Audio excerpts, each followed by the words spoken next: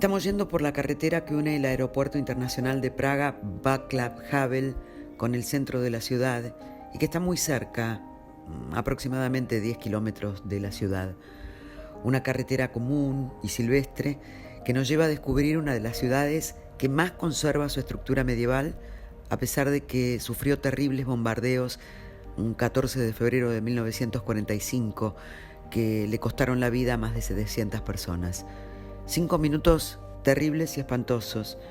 Y es cierto que los checos narran que no esperaban convertirse en blanco, dado que entonces ellos sufrían la ocupación nazi. Las autoridades norteamericanas reportarán tardíamente que sus fuerzas aéreas habían confundido el blanco y habían pensado que bombardeaban Dresde, cosa que nunca se desmintió, pero la idea que reina mayormente es que podría haber sido un ataque planificado.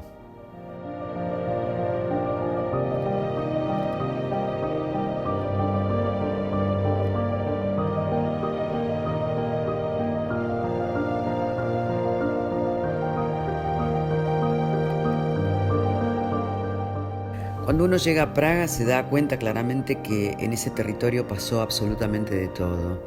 ¿Cómo fue la organización de estas tierras?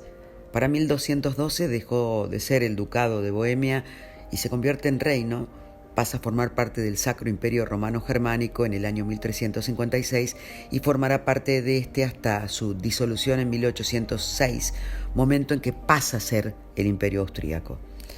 Luego se convierte en parte fundamental del Imperio Austrohúngaro hasta la disolución de la dinastía reinante en 1918, cuando se proclama la República de Checoslovaquia, que terminará con la ocupación de Hitler, la que denomina estos territorios Protectorado de Bohemia y Moravia. En 1945 se convierte en parte del territorio de la Unión Soviética. Decirte, reitero, que todo pasó en la República Checa no es mentira. En sus calles los descubrís por la cantidad de hitos que recuerdan parte de su historia. El gobierno comunista terminará saliendo del poder tras la revolución de Terciopelo, que sucede poco tiempo después de la caída del muro de Berlín, y la República Checa va a ser separada de Eslovaquia en 1993.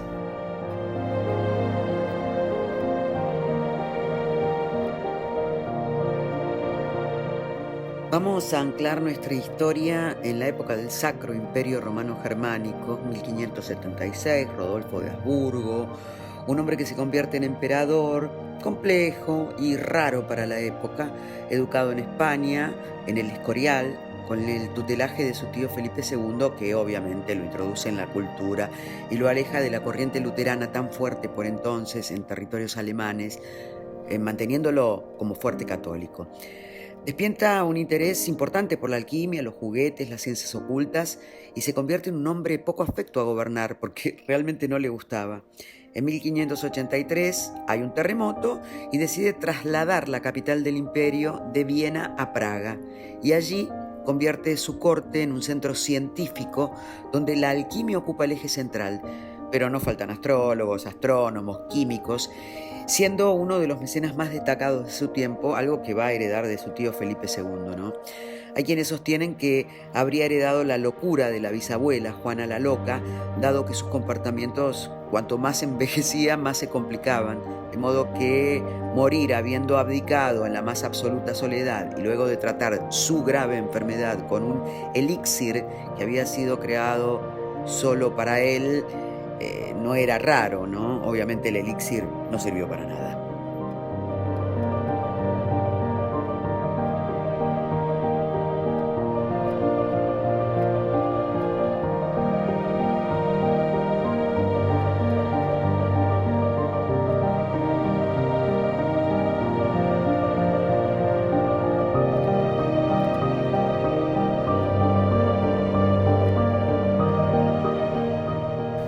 Uno de los legados de Rodolfo de Habsburgo es la calle de Oro, la que fue restaurada en 2011 con un costo de 1,5 millones de euros.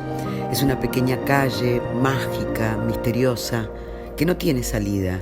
Está ubicada a un costado de la capilla de San Vito en el castillo de Praga.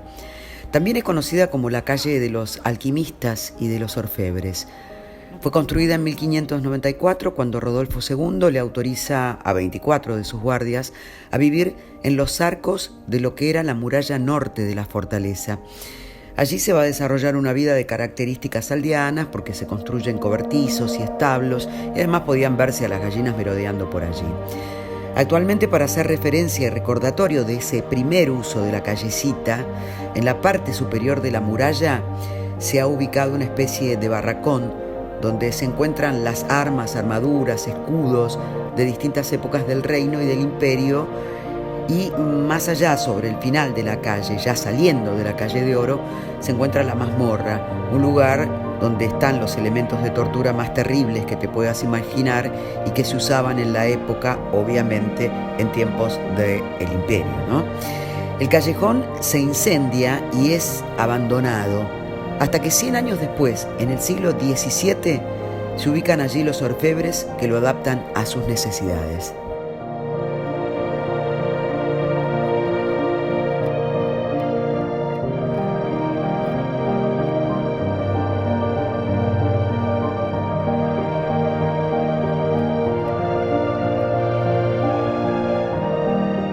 Pero como todas las cosas sobre la calle y su utilización en tiempos de Rodolfo II, hay un fuerte mito que habla que allí vivían los alquimistas de la corte que estaban abocados a la búsqueda de la fórmula química del oro y de la inmortalidad, todos contratados por el mismísimo rey y rescatados por su prestigio desde las distintas aldeas.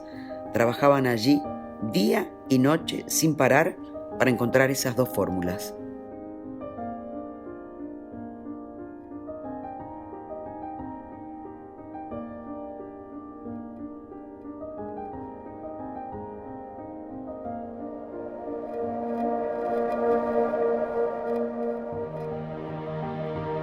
Después de un tiempo, la pequeña callecita bella fue abandonada cuando el castillo deja de ser el eje de la corte y sus viviendas pasan a estar ocupadas por gente que lleva una vida marginal. En el siglo XIX, uno de los lados de la calle es demolido y como ya no formaban parte del castillo, fueron ocupadas por gente común que va a seguir viviendo ahí hasta la década del 50 en el siglo XX. En ese momento, la administración del castillo los desaloja porque vuelven a integrar la calle del Oro al castillo, cobrando lo que es la apariencia habitual.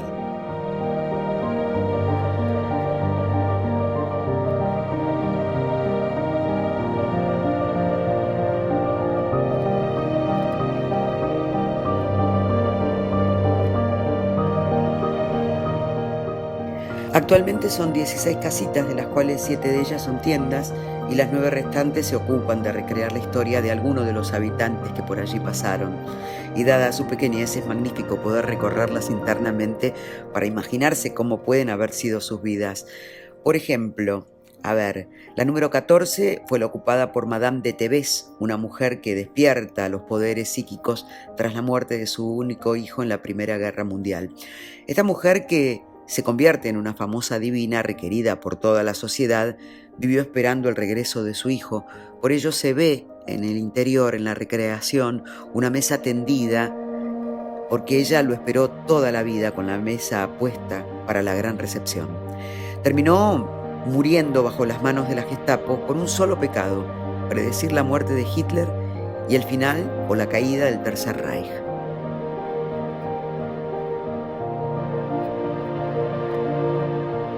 Sin lugar a dudas, la joya de esta calle del Oro es la casita número 22. En 1916 se acerca a este lugar un hombre con su hermana, buscando un lugar tranquilo donde poder escribir. Hablamos ni más ni menos que de Franz Kafka.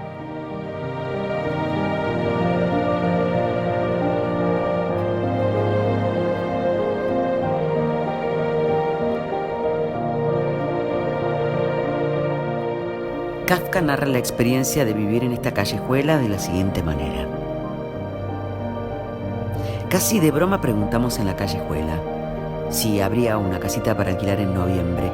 Otla, que también a su manera busca la tranquilidad, se enamoró de la idea de alquilar. La hizo pintar, compró muebles de caña, la mantuvo y la sigue manteniendo como un secreto frente al resto de la familia.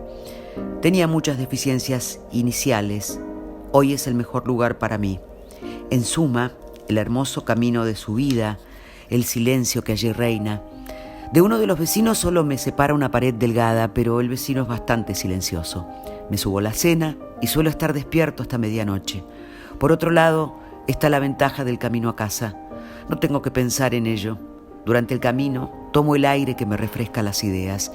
Y la vida allí es algo especial. Implica tener casa propia, cerrar al mundo, no la puerta del cuarto, no la de la vivienda, sino la de toda la casa. Salir por la puerta de entrada directamente a la nieve de la silenciosa callejuela. Todo por 20 coronas al mes. Mi hermana me suministra todo lo necesario y la joven florista se ocupa de los detalles más pequeños. Así, todo está en orden y realmente precioso.